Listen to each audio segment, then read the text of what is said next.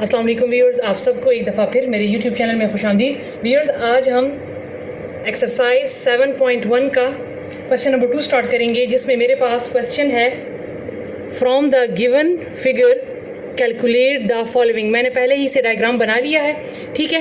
इन्होंने कहा है कि डायग्राम में से पहले क्या फाइंड आउट करना है, एंगल 3 एंड एंगल 4, ठीक है। एंगल 3 और एंगल 4 को फाइंड करना है। तो सबसे पहले मैं वर्टिकल ऑपोजिट एंगल लिख लेती हूँ ताकि आपको ज़रा यहाँ से आसानी से समझ आ जाए। मेरे पास measurement of angle 1 equal to measurement of angle 3 है।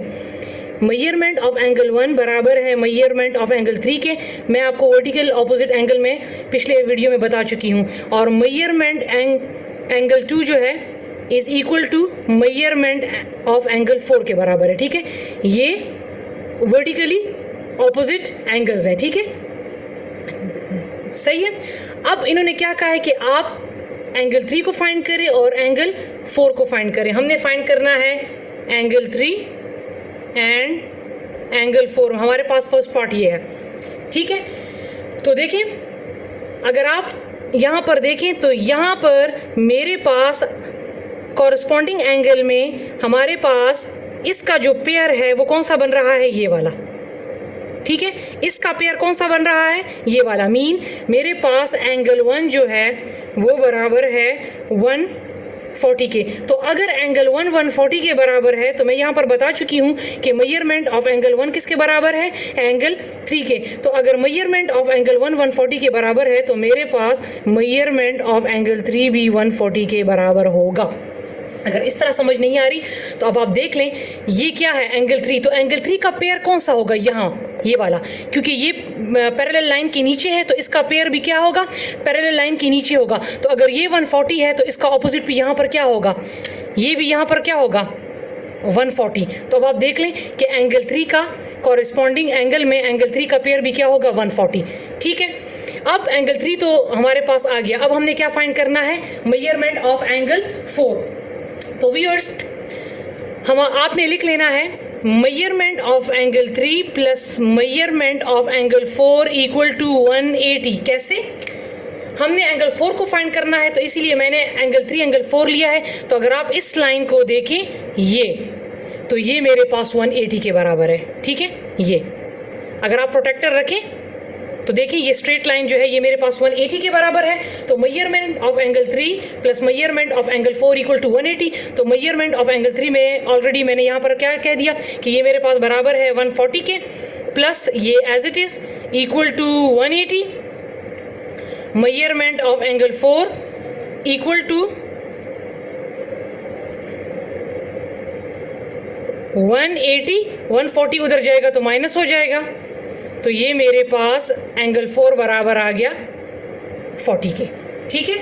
तो एंगल 3 140 के बराबर आ गया, मेजर ऑफ एंगल 3, और मेजरमेंट ऑफ एंगल 4 किसके बराबर आ गया, 40 के, ठीक है। तो अगर यहाँ पर आप देखें, अगर एंगल 4 मेजरमेंट ऑफ एंगल 4 40 के बराबर है तो इसका मतलब है कि ये भी किसके बराबर हो जाएगा, 40 के। अगर ये 140 के बराबर है तो ये भी किसके बराबर हो जाएगा, 140 के। इसी तरह अगर कॉरस्पॉन्डिंग एंगल में 4 का अगर आप पेयर देखें तो वो यहाँ पर आएगा, ठीक है। तो 4 मेरे पास किसके बराबर है, 40 के। तो इसका मतलब है ये यहाँ पर किसके बराबर हो जाएगा, 40 के, और 2 यहाँ पर किसके बराबर हो जाएगा, 40 के, ठीक है। इसको आप गौर से ज़रा खुद करें तो आपको फिर और भी अच्छी तरीके से समझ आ जाएगी, ठीक है। अब मेरे पास नेक्स्ट क्वेश्चन इसमें है कि values of alternate interior angle laying on line P. यहाँ पर इन्होंने थोड़ी सी मिस्टेक की है, यहाँ पर इन्होंने लिखा है क्यू, जबकि हमारे पास इंटीरियर एंगल इनसाइड वाले एंगल होते हैं जो दो पैरेलल लाइन के अंदर होते हैं, मीन्स 1 और 2 इंटीरियर एंगल है, ठीक है, अल्टरनेट इंटीरियर एंगल। लेकिन इन्होंने कहा है कि लेइंग ऑन पी, तो ये तो पी पे लाई नहीं कर रहे, ये तो क्यू पर लाई कर रहे हैं। तो यहाँ पर इनको लिखना चाहिए था क्यू, या इनको इस पैरेलल लाइन को नाम देना चाहिए था पी। तो इन्होंने कहा है कि आप वैल्यूज़ बताएं alternate interior angle laying on line P. Line P पर यहाँ पर है तो लाइन क्यू। वो कह रहे हैं कि जो इंटीरियर एंगल है तो कौन कौन सा है, एक 1 है और एक 2 है, तो इसके वैल्यूज़ बता दें। तो मैं आप देख लें, ये देख लें, इस 1 का क्या कौन सा हो जाएगा, 140, ठीक है। Measurement of angle 1 equal to 140 और मेजरमेंट अल्टरनेट है ना, measurement of angle 2 equal to 40। तो ये भी आ गया, ठीक है। अब मेरे पास लास्ट वाला है ऑल वर्टिकल ऑपोजिट एंगल्स।